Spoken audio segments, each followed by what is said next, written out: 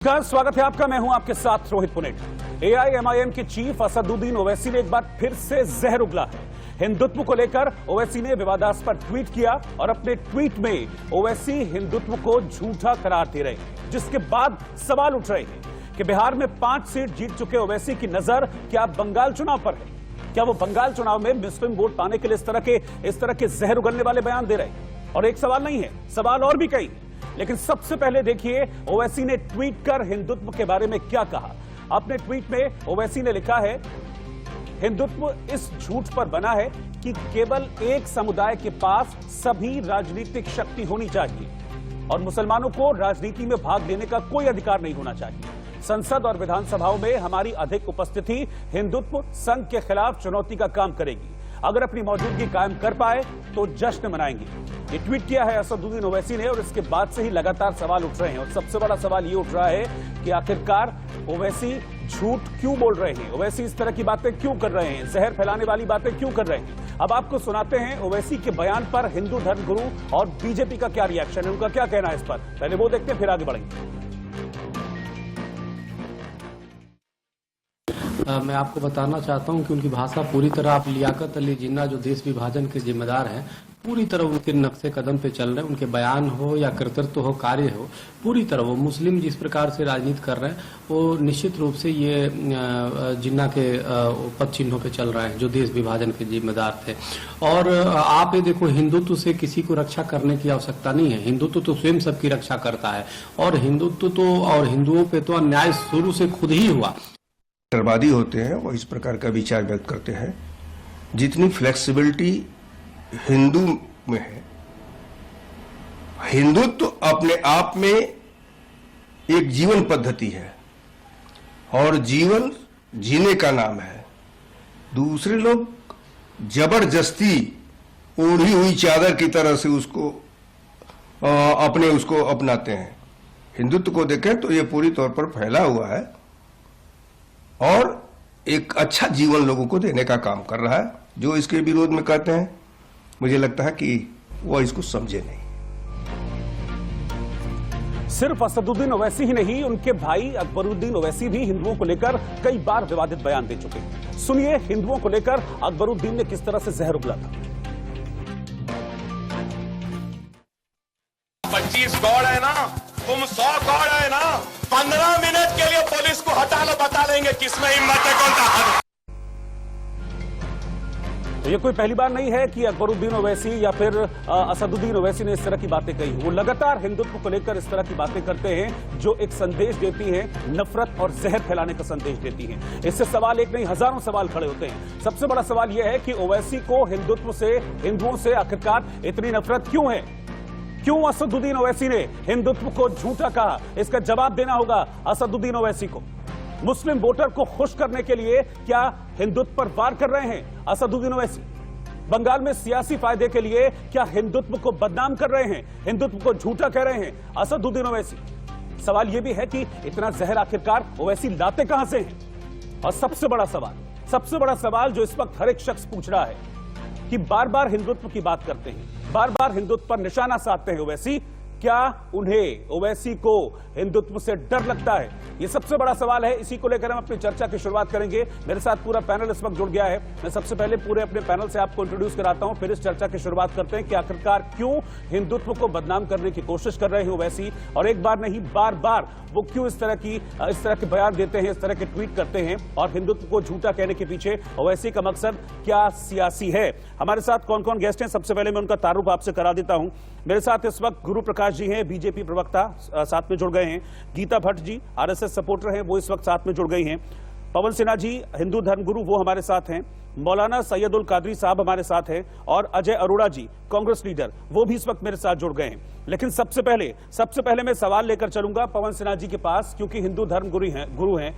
पवन जी, क्या आपको लगता है इस तरह की मानसिकता के पीछे कि हिंदू धर्म को लेकर बार बार ये लोग अटैक करते हैं? सवाल मेरा यह है कि इतना जहर कहां से आता है इनके मन में, और सवाल मेरा यह भी है कि डायरेक्ट हिंदू धर्म को ये लोग झूठा करार देते हैं, हिंदुत्व को झूठा करार देते हैं, इतना जहर कहां से आता है इनके मन में? ये लोग जानते नहीं है कि हिंदुत्व क्या है। ओवैसी जी का एक बड़ा सीधा सा प्लान है और 1937 से लेकर जो जिन्ना ने चाल खेली गई है, जिसमें जिन्ना ने न्यूयॉर्क में दिए बिल्कुल और स्पष्ट रूप से कहा था there are 2 nations within India, Hindu nation and Muslim nation. Owaisi अब उसी राह पर चल पड़े हैं और बिहार की सफलता ने इनके दिमाग भी खराब कर दिए हैं और इनको ये लग रहा है कि हिंदू मुस्लिम डिवीजन करा के एक वो बहुत स्ट्रॉन्ग पोलराइजेशन कर सकते हैं। और ये जो उनका जो ट्वीट है मैंने पढ़ा है, ये उसी स्ट्रॉन्ग पोलराइजेशन के लिए है और ये भटकाना चाहते हैं मुसलमानों को। मुसलमानों को क्या ये पता नहीं है कि इस देश में मुस्लिम सीट रही है? मुसलमानों को ये पता नहीं है कि इस देश के शिक्षा मंत्री 5 लगातार मुसलमान हुए? मुसलमानों को ये पता नहीं है इस देश के राष्ट्रपति तक मुसलमान हुए हैं? अनेक पदों पर मुस्लिम्स रहे हैं। हामिद अंसारी अभी तो गए हैं, क्या भूल गए होंगे मुसलमान? नहीं, लेकिन ये शख्स उनको बार बार भटकाना चाहता है। मैं क्षमा मांगता हूं, वो माननीय सांसद हैं, लेकिन जिस जो जहर इन्होंने उगला है सिर्फ और सिर्फ अपनी राजनीति के लिए, वो बेहद खतरनाक है भारत की एकता के लिए भी और अखंडता के लिए भी। और इसीलिए इन्हें अगर यही हम लोगों ने रोका नहीं और इनको यही माकूल जवाब नहीं दिया मुस्लिम कम्युनिटी ने, तो ये ठीक है। पवन सिन्हा जी, मैं आपके पास आऊंगा, आपका ऑडियो थोड़ा सा प्रॉब्लम है, ऑडियो में ठीक से आपकी ऑडियो मेरे तक नहीं पहुंच पा रही। मैं चाहूंगा कि ऑडियो को एक बार चेक किया जाए। मैं मौलाना सैयदुल कादरी साहब के पास चल रहा हूं, मैं उनसे ये जानना चाहूंगा, कादरी साहब, ये ओछा हमला, इस तरह की ओछी बयानबाजी, इस तरह के ओछे ट्वीट्स, इसका क्या मतलब है? क्यों इतनी नफरत है हिंदुत्व को लेकर?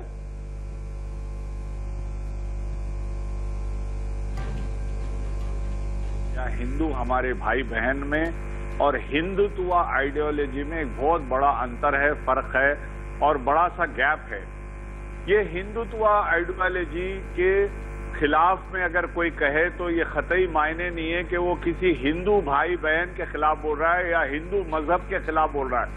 ये हिंदुत्व आइडियोलॉजी थी जो कि आजादी से पहले जिन्ना की और हिंदू महासभा की एक हुकूमत बनी थी हिंदुस्तान में। बंगाल में आपने देखा था कि एक उनकी साझेदारी में एक हुकूमत बनी थी जिसके जरिया आखिरकार ये हुआ कि पहले हमारा हिंदुस्तान का बंटवारा हुआ, उसके बाद हिंदुस्तान आजाद हुआ। 14 अगस्त को बंटवारा हुआ और 15 अगस्त को आजादी मिली। तो ये आइडियोलॉजी को लेते हुए आप देखते हैं कि बीजेपी के आज 300 से ज्यादा एमपी मौजूद है, लेकिन उसमें एक भी मुसलमान नहीं है। तो ये इनकी ये कोशिश है कि मुसलमानों को सियासी ओवैसी एमपी नहीं है क्या? ताकतवर ना करे। ओवैसी एमपी नहीं है जो इस तरह की बयानबाजी कर रहे हैं? नहीं, बिल्कुल नहीं है। ओवैसी एमपी नहीं है क्या? ओवैसी भी तो एक सांसद हैं और इसी हिंदुस्तान में रहते हैं जिसमें हिंदुत्व को वो झूठा कह रहे हैं। इसी हिंदुस्तान में रह रहे हैं जिसमें वो हिंदुत्व को झूठा कह रहे हैं। ये वो हिंदुस्तान है जो कि लोकतांत्रिक है, सबको बराबर बढ़ने का मौका देता है और ये बात 1947 के बाद से अब तक साबित भी होती आई है। तो फिर ये बीजेपी ने कोई मुस्लिम कैंडिडेट को क्यों नहीं जितवाया? 300 क्यों बीजेपी में सेंटर में मुस्लिम मंत्री नहीं है क्या? बीजेपी में सेंटर में मुस्लिम मंत्री नहीं है क्या? यूपी में बीजेपी की सरकार है, वहां पर मुस्लिम मंत्री नहीं है क्या? नहीं, यूपी की बात नहीं, सेंट्रल बात करिए कि वहां पर कोई लोकसभा का एमपी क्यों नहीं जीता? बीजेपी की क्या मजबूरी थी? वो क्या मैसेज देना चाहते हैं मुसलमानों को कि आपको हम सियासी तौर पर आपको हम जो है कमजोर करेंगे और एक माइनॉरिटी वेलफेयर और वक्फ का एक अगर किसी मुस्लिम ये बात आई ना कि सारी की सारी बात असल में राजनीतिक है, सारी की सारी बात राजनीतिक फायदे के लिए। यही मैं सुनना चाह रहा था। गुरु प्रकाश जी, आप आइए डिबेट में कि ये सारी की सारी जो बात है ये सिर्फ एक पॉलिटिक्स है और पॉलिटिक्स के लिए बांटने की कोशिश हो रही है और पॉलिटिक्स को चमकाने के लिए इतना ओछा आरोप कि आप हिंदुत्व को झूठा कह देते हैं। हिंदुओं के लिए इतनी नफरत क्यों? आखिरकार कहां से इतनी नफरत लाते हैं ये लोग, वो लोग जो कि खुद इस देश में एमपी हैं और अब से नहीं, पता नहीं कब से हैं। नहीं, देखिए, बहुत बड़ा दुर्भाग्य है और मैं तो समझता हूं कि ओवैसी जी को ना ही हिंदुत्व की समझ है ना ही संघ की समझ है, जो इतनी हल्की और सतही बात वो करते हैं। हमारा देश सर्वे भवन्तु सुखिनः सर्वे सन्तु निरामः एकम सत्र विप्रा बहुधा वदन्ति, इस देश में चलने वाला देश है और लोकतंत्र हमारे यहाँ कोई नया नहीं है। हमारे यहाँ, मैं आपके सामने पटना से लाइव हुआ हूँ, वैशाली में 3000 साल पहले लोकतंत्र आ चुका था। ऋग्वेद में जनपद की बात की गई है। कौटिल्य ने अर्थशास्त्र में रिपब्लिक की बात की है। तो इनको ना तो हिंदुत्व समझ में आता है, ना लोकतंत्र समझ में आता है। इनकी पूरी राजनीति डिविसिव पॉलिटिक्स है। धर्म के नाम पे बांटो और शासन करो की नीति पे जो चल रहे हैं, इससे देश का अच्छा नहीं होगा, इससे देश का बहुत बुरा ये लोग करने को। और मैं इनको सावधान करता हूं कि अगर ये लोग अभी नहीं संभले, जैसा कि अभी मेरे पहले भी पवन जी कह रहे थे, अगर ये लोग अभी नहीं सुधरे तो इसका बड़ा नुकसान होने वाला है। इसलिए राजनीति के लिए दीर्घकालिक से अपनी कल्पना से आप ना हटें। आपको तुरंत मुस्लिम समाज में आज भी मैं चाहता हूं कि इतनी चेतना है, वो तुरंत इनको डिसोन करे, इस स्टेटमेंट को डिसोन करे। और मौलाना जी, आप तो धर्म गुरु हैं, आप ऐसा बोलते हैं, ऐसा बोलना उचित नहीं है। आप अपने समाज के लोगों को बरगलाना बंद करिए। आखिरकार कब तक सत्ता के लिए, राजनीति के लिए अपने लोगों को बरगलाते कर रहेंगे आप? ये बड़ा ही दुर्भाग्यपूर्ण है और मैं इसकी भर्त्सना करता हूं। अजय अरोड़ा जी, मैं इसी सवाल को लेकर आपके पास आ रहा हूं। जो ये बात ओवैसी ने कही है, जो ये ट्वीट ओवैसी ने किया है जिसमें वो हिंदुत्व को झूठा करार दे रहे हैं, इस पर आपका रिएक्शन क्या है? आप क्या सोचते हैं इस पर? क्यों ऐसा ओवैसी कह रहे हैं? क्यों इस तरह की बात कर रहे हैं? रोहित जी, ओवैसी अंडर कवर प्रवक्ता है भारतीय जनता पार्टी के। मुझे पता था आप यही बोलेंगे। और देखिए किस प्रकार से दुकानें खुली हुई हैं। एक हिंदुत्व की बात करता है, एक मुस्लिम की बात करता है। देखिए ना, वो कहते हैं, ओवैसी कहते हैं, काली टोपी वाले जो नागपुर से बोलते हैं कि आपने गलत बोला, और ये काली टोपी वाले बोलते हैं कि ओवैसी ने गलत बोला। अरे हमारी जो छत है, कांग्रेस की छत के नीचे हिंदू भी खड़ा है, मुसलमान भी खड़ा है, और क्रिश्चियन भी खड़ा है, और सिख भी खड़ा है। हमारी छत में सभी धर्मों का सम्मान होता है। और मैं बता दूं रोहित जी, ये बहुत तकड़ी मैच फिक्सिंग है। चुनाव बंगाल का आ रहा है कि तुम हमारी बुराई करो, हम तुम्हारी बुराई करें, और अपने समाज को इकट्ठा करें। ये बहुत तकड़ा गेम खेला जा रहा है, और इसमें राजनीति नहीं, 101% राजनीति है रोहित जी। बिल्कुल बिल्कुल। ठीक है, मैं गीता जी के पास चलता हूं। गीता जी, ओवैसी ये भी कहते हैं कि संसद और विधानसभा में हमारी यानी कि मुस्लिमों की जो मौजूदगी है, उपस्थिति है, वो हिंदुओं और संघ के खिलाफ चुनौती का काम करेगी। ठीक है, आपको चुनौती देनी है, आप दीजिए ना, आप लड़िए। आप लड़ते हैं इलेक्शन, आपकी पार्टी के जो कैंडिडेट्स हैं वो इलेक्शन लड़ते हैं, लड़िए। पॉलिटिकल को पॉलिटिकल रहने दीजिए। आप क्यों एक धर्म विशेष पर इस तरह से अटैक करते हैं? ये समझ से परे है।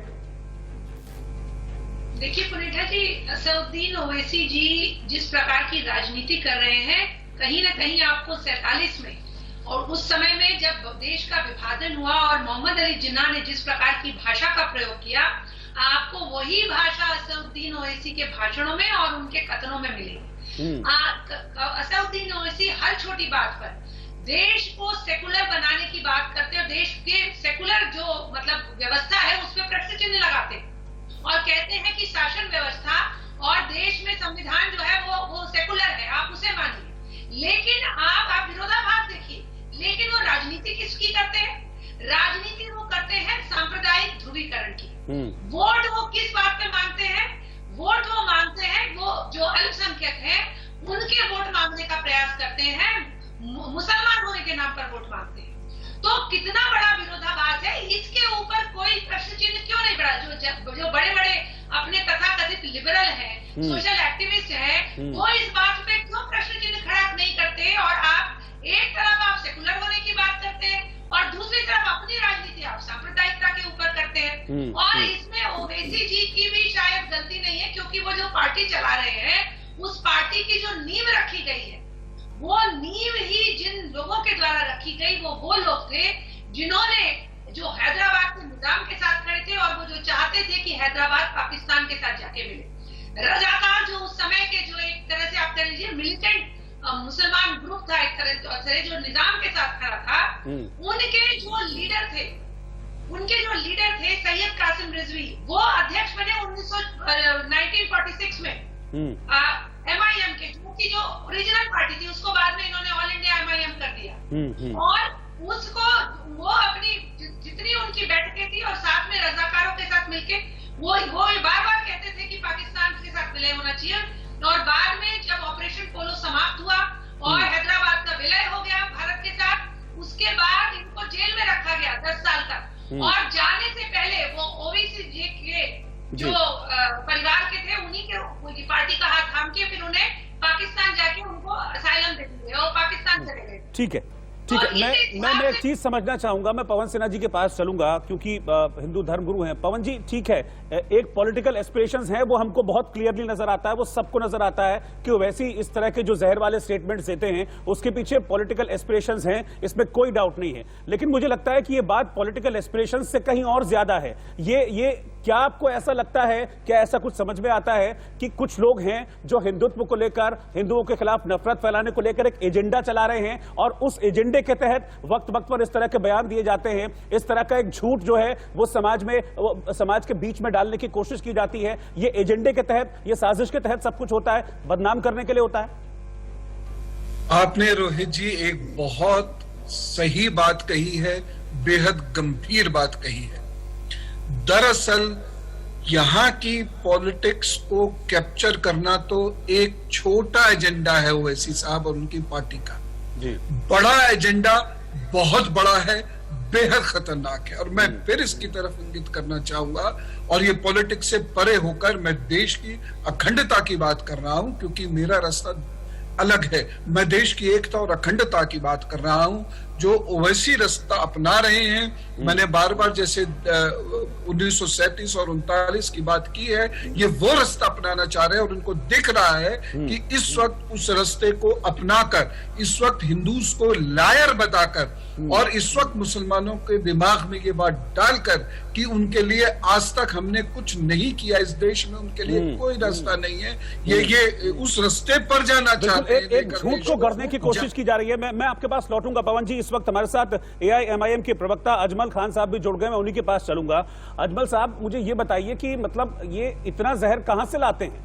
क्यों इस तरह से एक प्रोपेगेंडा फैलाने की कोशिश करते हैं ओवैसी? क्यों हिंदुत्व को बार बार बदनाम करने की कोशिश की जाती है और अब झूठा कह रहे हैं? क्यों भाई? ये आपका अपना नजरिया है देखने का। आपने जो हिंदुत्व राजनीतिक तौर पर राष्ट्रीय स्वयंसेवक और बीजेपी ने लॉन्च किया है, उनके किताबों को पढ़िए ना, आपको मालूम हो जाएगा सच्चाई क्या है। आप कुछ भी कहिए और हम समझे भी ना। सब लेके आने वाले लोग कौन है राजनीतिक तौर पर, और उन्होंने क्या कहा है अपनी किताबों में, चाहे वो पंजाब ठाट हो, चाहे सावरकर का हिंदुत्व हो।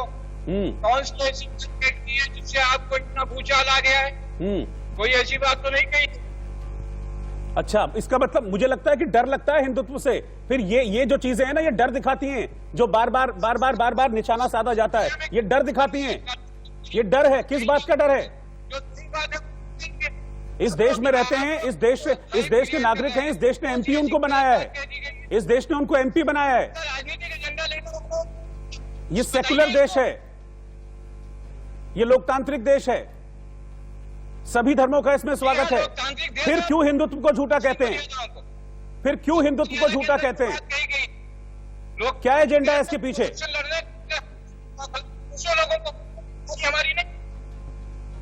एजेंडा बताइए, क्या एजेंडा है इसके पीछे? क्यों एजेंडा चला रहे हैं हिंदुत्व के खिलाफ? किसी तरह का कोई एजेंडा नहीं चला रहे, तो एजेंडा पैदा कर रहे हैं। आप बताइए क्या एजेंडा है? कोई एजेंडा नहीं है। क्यों कहा उन्होंने हिंदुत्व को झूठा? एजेंडा नहीं है तो जो बात है क्या बीजेपी हिंदुत्व के राजनीतिक एजेंडे से इनकार कर सकती है? सत्ता चाहिए तो किसी को भी झूठा कह देंगे। पूरा स्टेटमेंट तो यही दिखाता है कि सत्ता चाहिए इसलिए हम किसी को भी झूठा कहेंगे। हिंदुत्व इस झूठ पर बना है कि केवल एक ही समुदाय के पास राजनीतिक शक्ति होनी चाहिए। क्यों भाई, आप चुनाव नहीं लड़ते हैं क्या? इस देश के संविधान ने आजादी नहीं दी है? किसी को भी संविधान ने आजादी दी है कि वो लड़े चुनाव और जीत रहे हैं ओवैसी साहब?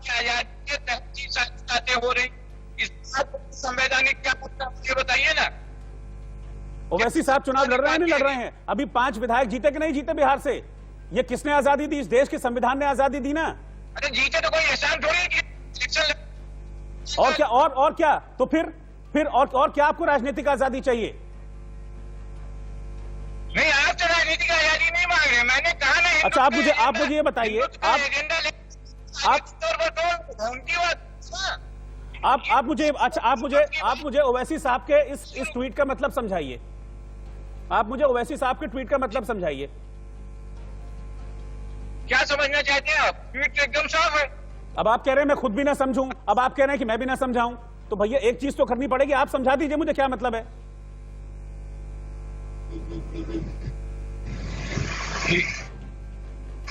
जो राजनीतिक एजेंडा हिंदुत्व का लेकर आने वाले लोग हैं, उस पर एक राजनीतिक बयान है, इसमें कौन सी दिक्कत है? क्या कह रहे हैं आप?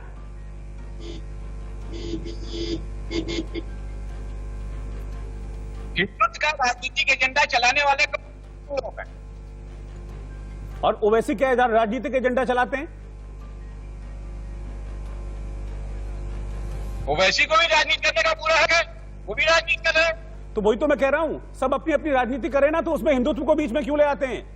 आप करें राजनीति, किसने रोका आपको राजनीति करने से? किसने ओवैसी को रोका राजनीति करने से? उतारिए जितने मर्जी कैंडिडेट्स आपको उतारने हैं चुनावों में, जिताइए, पब्लिक वोट देती है, लीजिए और बनाइए सरकार। किसने रोका है? मेरे कहने का मतलब यह कि आप हिंदुत्व को बीच में क्यों लाते हैं? क्यों हिंदुत्व को बदनाम करने की कोशिश होती है अपने राजनीतिक एजेंडा के लिए? जवाब दें इस पर। आपकी आवाज क्लियर थी। अब आपको आवाज नहीं मिलेगी, अब आवाज नहीं मिलेगी आपको, क्योंकि जवाब नहीं है आपके पास। ठीक है, की कोशिश की जा रही है। ये असदुद्दीन ओवैसी जो AIMIM के अध्यक्ष हैं, उनकी तरफ से एक ट्वीट किया गया जिसमें उन्होंने हिंदुत्व को झूठा करार दिया। उसी पर हम चर्चा लगातार कर रहे हैं। मेरे साथ पूरा मेहमानों का पैनल है। मैं इस वक्त चलना चाहूंगा मौलाना सैयदुल कादरी साहब के पास। कादरी साहब, ओवैसी साहब ये कहते हैं कि केवल एक समुदाय के पास राजनीतिक शक्ति होनी चाहिए, हिंदुत्व इस झूठ पर बना है। लेकिन मैं आपसे समझना चाहूंगा कि ऐसा कहने के पीछे उनका आशय क्या है, पहली बात। और अगर वो किसी पार्टी विशेष को लेकर इस तरह की टिप्पणी करते हैं, तो वो पार्टी विशेष अगर सरकार चला भी रही है देश में, तो क्या वो सरकार उसको विरासत में मिली है या पब्लिक ने बिठाया उसको? ऐसा कैसे कह सकते? आपका सवाल में ही जवाब है। इसमें देखिए, आप जो बीजेपी हुकूमत कर रही है फिलवक्त नरेंद्र मोदी की क़ियादत में, वो या तो गोलवालकर और सावरकर को डिसोन कर दे। उनके जो बयानात है, उनके जो किताबें हैं, जिसके अंदर साफ सीधा तौर पर उन्होंने लिखा गोलवालकर ने कि मुसलमानों को शक की निगाह से देखा गया और उनको सियासी ताकत देने के वो खिलाफ कहा गया, जो कि तमाम कोई भी आपका जो देखने वाला है व्यूअर, वो गूगल करके वो तमाम गोलवालकर के जबान देख सकते हैं वो किस तरह उन्होंने इस्तेमाल किया।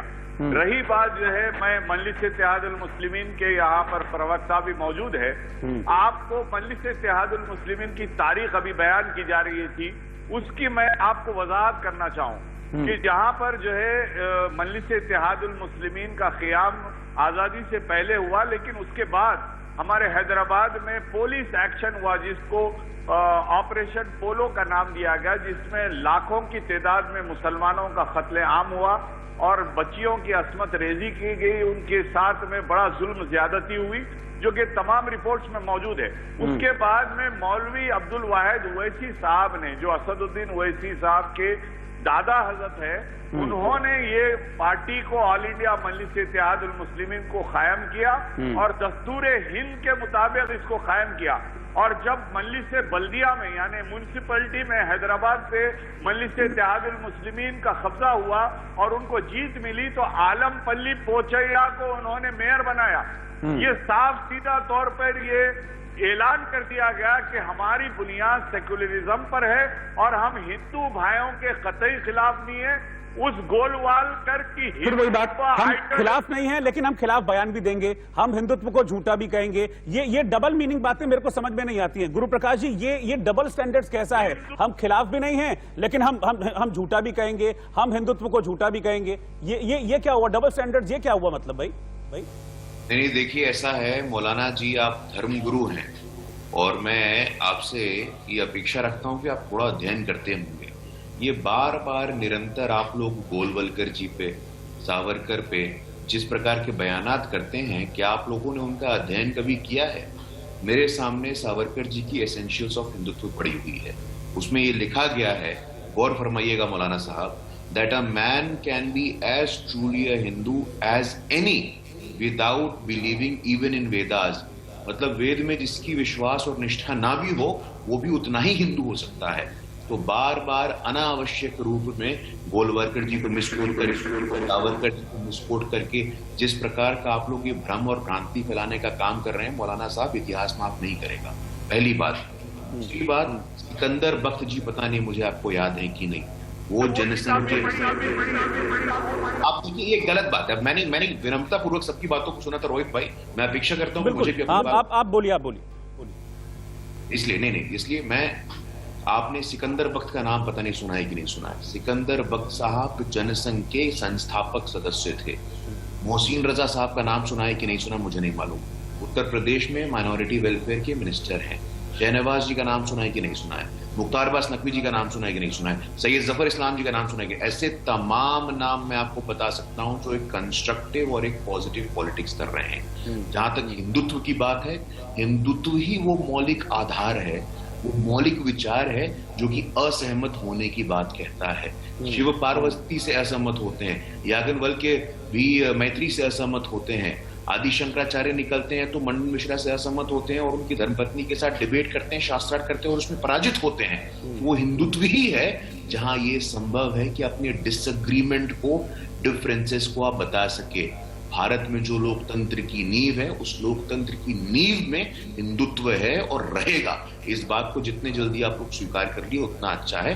जब हमारे देश के यशस्वी प्रधानमंत्री कहते हैं सबका साथ, सबका विकास, सबका विश्वास, उनके नीति के केंद्र में वो हर व्यक्ति है जो किसी भी समाज का हो, किसी भी जाति का भी हो, किसी भी धर्म का हो। ट्रिपल तलाक से फायदा किसको हुआ है, आप मुझे बता दीजिए। उज्ज्वला स्कीम क्या धर्म देख के दिया गया है? अनर्गल बातों पे राजनीति करना उचित नहीं है और तुरंत आप लोग इस पे भ्रम और भ्रांति फैलाना बंद करें। मैं अजमल खान साहब के पास जाना चाहूंगा, मैं आपके पास लौटूंगा आगे। अजमल खान साहब, मुझे ये बताइए कि कलाम साहब इस देश के राष्ट्रपति थे, जाकिर हुसैन साहब इस देश के राष्ट्रपति थे, हामिद अंसारी साहब इस देश के उपराष्ट्रपति थे। आपकी आवाज क्लियर नहीं हो रही है, आप क्या कह रहे हैं? मेरी आवाज मिल रही है आपको? पहले तो ये बताइए। आप 5-7 मिनट बाद मुझे लीजिए, मैं पहुंच जा रहा हूं, फिर आज क्लियर आएगी। ठीक है, मैं आपके पास वापस लौटूंगा। ठीक है, आपको मुझे लग रहा है कि आवाज ठीक से नहीं आ रही है। गीता जी, मैं आपके पास आ रहा हूं। ये लोग बात करते हैं, जो ओवैसी साहब बात कर रहे हैं कि राजनीतिक शक्ति से दूर रखने की कोशिश की जा रही है। मैंने कई ऐसे अभी नाम गिना दिए जो इस देश के सर्वोच्च पद पर रहे। कलाम साहब सर्वोच्च पद पर रहे, राष्ट्रपति रहे, लेकिन इसके बावजूद भी ये इनसिक्योरिटी, जबरदस्ती, ये एक तरह से इनसिक्योरिटी जो है इसको प्लांट करने की कोशिश की जाती है और इसी के तहत इस तरह के स्टेटमेंट्स दिए जाते हैं कि सब कुछ अस्थिर रहे। जी पुनीता जी, आप देखेंगे तो बार बार असदुद्दीन ओवैसी और उनकी पार्टी के जो और नेता हैं, ज्यादातर उनके जो विषय रहता है वो विषय एक विक्टिम कार्ड खेलने का जो एक उनका तरीका है, उसको लेकर वो बार बार उसी प्रकार की बातें करते हैं और जो एक अल्पसंख्यक जो समुदाय है उसके बीच में भय का वातावरण बना के रखना चाहते हैं। जबकि सच्चाई ये है कि भारत ही एक ऐसा देश है जिसमें कि हर मुसलमान, चाहे वह शिया है, चाहे सुन्नी है, चाहे अहमदिया है, वह जितना सुरक्षित है और जितना निर्भीक होकर अपनी बात को रख सकता है। आप पाकिस्तान में देख लीजिए क्या हो रहा है, वहाँ जो शिया है उनको तक, उनके खिलाफ वहाँ पे किस प्रकार से रैलियां निकल रही हैं और किस प्रकार से वहाँ अहमदियाओं को तो वहाँ पाकिस्तान का नागरिक का भी दर्जा अख्तियार नहीं। बिल्कुल। तो ऐसे समय में बार बार असदुद्दीन ओवैसी जिस बात को, और दूसरी बात है वो बार बार हिंदुत्व की बात करते हैं। हिंदुत्व का कोई राजनीतिक एजेंडा नहीं है, क्योंकि हिंदुत्व तो भारतीय अस्तित्व की, भारतीय संस्कृति के मूल आधार में बसी हुई चीज है। आप अगर हिंदू या हिंदुत्व को इससे अलग कर देंगे तो भारत में बचेगा क्या, आप मुझे बताइए। और वो लेकिन असदुद्दीन ओवैसी उसी में प्रहार करते हैं। जो व्यक्ति ये कहे कि वंदे मातरम बोल, मैं अपनी गर्दन कटा लूंगा, लेकिन मैं वंदे मातरम, उनको भारत माता की जय बोलने पर भी आपत्ति होती है, उनको उसकी भी आपत्ति है। और यही बात आपको मालूम है, हैदराबाद के निजाम ने अपने समय में वंदे मातरम बोलने पर पाबंदी लगा दी थी। सारे शिक्षा संस्थानों में, हॉस्टल्स में पाबंदी लगा दी थी और उसके बाद एक बहुत बड़ा वहाँ पे आंदोलन हुआ था इस विषय को लेकर। और कि वहाँ की जो जनसंख्या थी वह हिंदू, 85% जनसंख्या हिंदू जनसंख्या थी। उन्होंने इस पे आपत्ति जाहिर करी और किस प्रकार वहाँ रजाकारों ने, जो यहाँ धर्मगुरु बैठे, उन्होंने ये नहीं बताया कि रजाकारों ने उस समय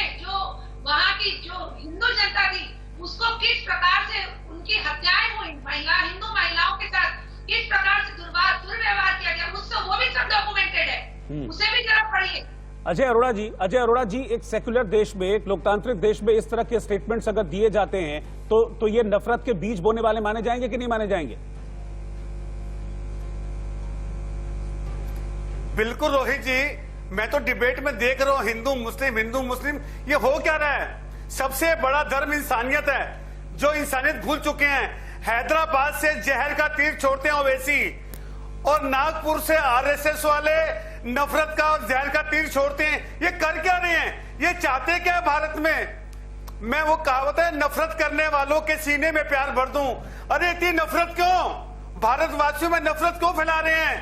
आप चुनाव में इलेक्शन जीतने हारने के लिए ये इतना स्तर गिरा दिया आपने राजनीति का कि धर्म को आगे ले आए आप। शर्म आनी चाहिए, दोनों को शर्म आनी चाहिए, हैदराबाद वालों को भी और नागपुर वालों को भी, दोनों को शर्म आनी चाहिए।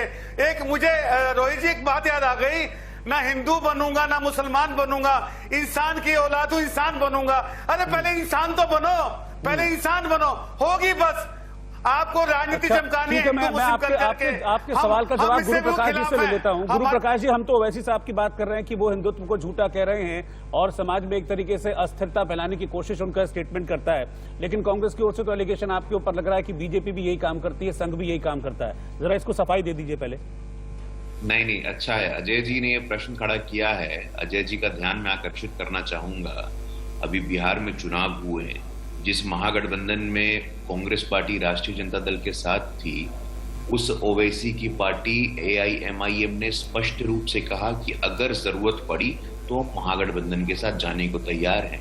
इससे क्या स्पष्ट होता है, जब तेजस्वी यादव स्वागत कर रहे थे AIMIM का, जिस गठबंधन के पार्ट कांग्रेस पार्टी के भी लोग हैं, और अब अपने कन्वीनियंस के हिसाब से ओवैसी को डिसोन कर रहे हैं। कैसी राजनीति है ये? पॉलिटिक्स ऑफ कन्वीनियंस को, अपने सुविधा अनुसार जो आप लोग राजनीति करते हैं, ये बंद करिए, ये ढोंग बंद करिए। पता नहीं किस आदर्श समाज में रहते हैं आप अजय जी, लेकिन स्वीकार करिए ओवैसी जी यदि किसी की बी टीम है तो वो आपकी टीम है। और ऐसा उनके प्रदेश के प्रवक्ताओं ने स्पष्ट रूप से कहा था कि अगर मौका मिले, अगर सरकार बनाने की नौबत आए तो हम लोग महागठबंधन के साथ जाना पसंद करेंगे। क्या आप इस पे सफाई देना चाहते हैं? जो आप बड़ी बड़ी बातें कर रहे हैं, शायर सुना रहे हैं, आप मुझे बताइए कि क्या वो लोग आपके साथ हैं तो आप सरकार नहीं बनाते?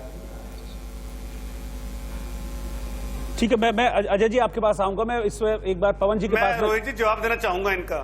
ठीक है, आप फटाफट 30 सेकंड में जवाब दीजिए, फिर मैं मुझे पवन जी के पास जाना है। मेरा गुरु प्रकाश जी से यही है, जो मैंने शब्दों का प्रयोग किया बड़ी शालीनता से, बड़े विवेक से किया। मैंने दोनों तरफ से नफरत की बात की, इन्होंने डिबेट घुमा दी बिहार की तरफ। ये बुद्धिजीवी, इनका मैं सम्मान करता हूं, लेकिन ये तो ये मान गए इस बात को, इन्होंने इसका उत्तर नहीं दिया कि जहर का तीर हैदराबाद से भी आता है, नागपुर से भी आता है। उसका जवाब मुझे नहीं मिला, ना आपको मिला। ठीक है, अब मैं अजमल साहब के पास जाना चाहूंगा। अजमल साहब से शायद मुझे लगता है कि वापस हमारा कांटेक्ट हो गया है, मैं उनसे बातचीत करना चाहूंगा। अजमल साहब, आप मुझे बताइए, मुझे समझाने की कोशिश कीजिए कि ये कहने की जरूरत क्यों पड़ गई असदुद्दीन ओवैसी को। आप ट्रेवल कर रहे थे, मैं आपकी बात ठीक से नहीं समझ पाया। मुझे अब ये समझाइए कि ऐसा क्यों कहा असदुद्दीन ओवैसी ने, क्यों उन्होंने हिंदुत्व पर वार किया? देखिए, मैं ये कह रहा था कि हिंदुत्व को राजनीतिक तौर पर लेकर आने वाले कौन से लोग हैं। हिंदुत्व पर बात 1925 से शुरू हुई। बंच ऑफ थॉट्स में क्या कहा गया, वहां से आरएसएस का जो मेन प्लैंक है वो हिंदुत्व है, वहां से चली राजनीति। अब ये अलग बात है कि बड़े पैमाने पर बीजेपी सत्ता में है, लोगों का वोट लेकर। ऐसी कौन सी बात कह दी? हिंदुत्व का पूरा कॉन्सेप्ट जो है वो राजनीतिक है, राजनीतिक। तो अब उसको आप सोसाइटी से, कल्चर से कैसे कह देंगे कि हिंदुत्व का पूरा कॉन्सेप्ट राजनीतिक है? नहीं, ये आप कैसे कह देंगे? ये आप सोच रहे हैं कि आप ये कह देंगे और हम इसको मान लेंगे कि हिंदुत्व का कॉन्सेप्ट राजनीतिक है? आप गजब बात कर रहे हैं सर। आप मानिए, हमें अपनी बात कहने का हक है, आपको अपनी बात कहने का हक है। मैं एक बात सही बात कीजिए ना, आप कैसे, आप एक पूरे हिंदुत्व को, एक पूरे धर्म को आप राजनीति से जोड़ देंगे? आप एक पूरे धर्म को राजनीति से जोड़ देंगे?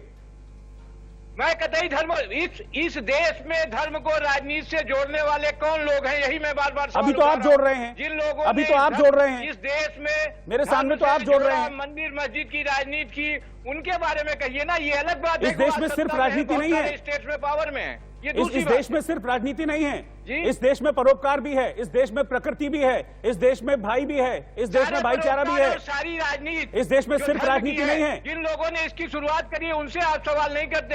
एक सीधा सा स्टेटमेंट ट्वीट करके दिया गया है, एकदम साफ बात कही गई है, इसमें गलत क्या है? साफ बात कही लेकिन गलत कही। क्या गलत कही? क्यों आप ये कैसे आप ये कह सकते हैं कि हिंदुत्व का पूरा राजनीति से है? ये आप कैसे कह सकते हैं? पंच ऑफ थॉट्स को पढ़िए ना, कह दिया जाएगा जहां पे ये कहते हैं भगत सिंह की, जहां पे सुन लीजिए, जहां पर कहते हैं कि भगत सिंह की कुर्बानी मत दीजिए, अभी आप अपने जात को बचा के रखिए, हमें मुसलमानों से लड़ना, इसके बाद क्या बच? आपकी आवाज में कुछ प्रॉब्लम है। आपकी आवाज मुझे ठीक तरीके से नहीं आ रही है। मैं पवन जी के पास चलूंगा। पवन जी, ये तो पूरा का पूरा जो एक कहते हैं ना कि सब कुछ चेंज कर दे रहे हैं, पूरी की पूरी जो बात जो है उसको बदल के रख दे रहे हैं। देख रहे हैं आप किस तरीके से वार किया जा रहा है। दरअसल इस वक्त उन्होंने जो ट्वीट किया है वो ऐसा ट्वीट किया है कि उनके पार्टी के लोगों को इसे बचाना मुश्किल पड़ रहा है, इसलिए वो बात को पलटेंगे। वो बात को शुरुआत करेंगे वो मंदिर मस्जिद से, वो उसके पीछे नहीं जाएंगे, वो और पीछे नहीं जाएंगे। लगातार ये डिस्टॉर्शन ऑफ नैरेटिव्स जो किया जाता है हमारे देश में राजनीति में, ये इसलिए किया जाता है क्योंकि लोग अभी चीजों को समझते नहीं है। इसलिए मैं लोगों से हमेशा कहता हूं कि आप पढ़ना शुरू कीजिए, चीजों को समझिए, तब आपको समझ में आएगा कि 1909 के बाद क्या चल रहा था राजनीति में, 1919 के बाद क्या चला, 1937 और 39 में ये क्या चला, ये कौन सी राजनीति की नींव रखी गई। ये सारी चीजें खुल के देश के सामने आनी चाहिए, तब आपको इस ट्वीट का मतलब समझ में आएगा। एक चीज मैं यहाँ कहना चाहता हूँ, तो माननीय सांसद ओवैसी साहब हैं, ये चीजों को समझते हैं, जानबूझकर ये ऐसा कर रहे हैं। ऐसा नहीं कि उन्होंने इतिहास नहीं पढ़ा और समझा है, लेकिन उनको जो सूट कर रहा है वो ये सूट कर रहा है कि हिंदू मुस्लिम डिवीजन खड़ा कर दो। जरूरी है, मान लीजिए एक इंसिडेंट हुआ भी है कभी, तो आज जब चीजों को फिर से ठीक किया जा सकता है तो फिर उसमें इस प्रकार का जहर बिल्कुल क्यों डालना बिल्कुल। है? अजमल साहब, आप हिंदुत्व को पॉलिटिक्स से जोड़ रहे हैं। दरअसल ये ट्वीट ये दिखाता है कि ओवैसी की पॉलिटिक्स को ये चीजें सूट करती हैं, इसीलिए वो इस तरह की बातें करते हैं, इसीलिए वो इस तरह के ट्वीट करते हैं।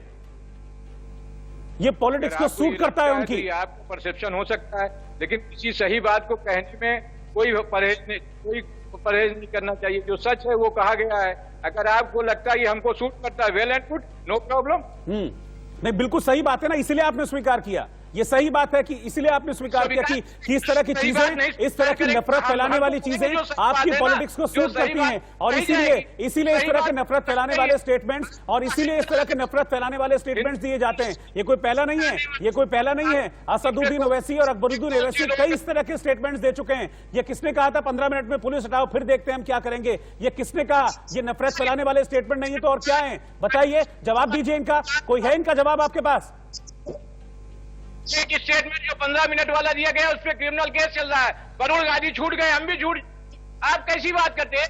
पकड़े बैठे हुए स्टेटमेंट है कि मुसलमानों को तो आप उसको सही ठहरा रहे हैं? आप सही ठहरा रहे हैं इस तरह के स्टेटमेंट जो दिए हैं? यही बताता है कि नफरत की राजनीति करते हैं आप लोग। यही बताता है कि नफरत की राजनीति करते हैं और अपनी राजनीति के लिए, अपनी सहूलियत के लिए हिंदुत्व का इस्तेमाल कर रहे हैं। बिल्कुल भी नहीं होगा, ये बिल्कुल भी नहीं होने दिया जाएगा, बिल्कुल भी नहीं होने दिया जाएगा। आप सभी का शुक्रिया फिलहाल हमारे साथ जुड़ने के लिए।